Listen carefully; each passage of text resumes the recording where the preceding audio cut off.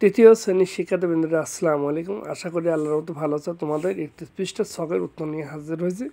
চলো কথা না বাড়িয়ে 31 পৃষ্ঠার ছকটা কী বিষয়ে ছকটা তালিকা তৈরি করা হয়েছে সেগুলো জেনে নিয়ে তারপরে তোমার শেষের অ্যান্সার করছে। তোমরা ভিডিওটি না টেনে সম্পূর্ণ দেখার জন্য অনুরোধ জানানো হলো। এর আগে তৃতীয় শ্রেণীর বিজ্ঞানের অধ্যায় 2 পর্যন্ত যে ভিডিওগুলো দিয়েছি তোমরা সময় পেলে সেগুলো উত্তরগুলো করে নিও বা বোঝার চেষ্টা করো। এই ছকের তালিকায় পুষ্টি উপাদান সরকার জাতীয় পুষ্টি উপাদান কোন কোন খাবারে আছে, যেমন এখানে তালিকাবদ্ধ করা আছে ভাত, রুটি, চিড়া, মুড়ি, আলু, মিষ্টি আলু ইত্যাদি। আমিষ জাতীয় খাবার তালিকায় মাছ, মাংস, ডিমের সাদা অংশ, ডাল, সিমের বীজ ইত্যাদি। চর্বি বা তেল জাতীয় বাদাম, দুধ, মাখন, ঘি, পনির, তিল, তিসি, সরিষা, নারিকেল, জলপাই, সূর্যমুখী, সয়াবিন ইত্যাদি।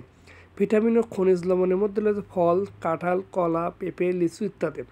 শাকসবজির মধ্যে রয়েছে মিষ্টি কুমড়া, লাল শাক, পুঁই শাকের মধ্যে সিম, ফুলকপি, টমেটো ইত্যাদি।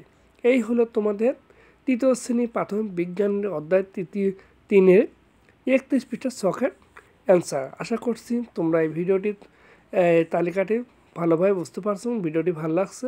ভিডিওটি যদি ভালো লাগে একটা লাইক দিন, চ্যানেলটি সাবস্ক্রাইব করুন, বেশি বেশি করে বন্ধুদের মধ্যে শেয়ার করুন।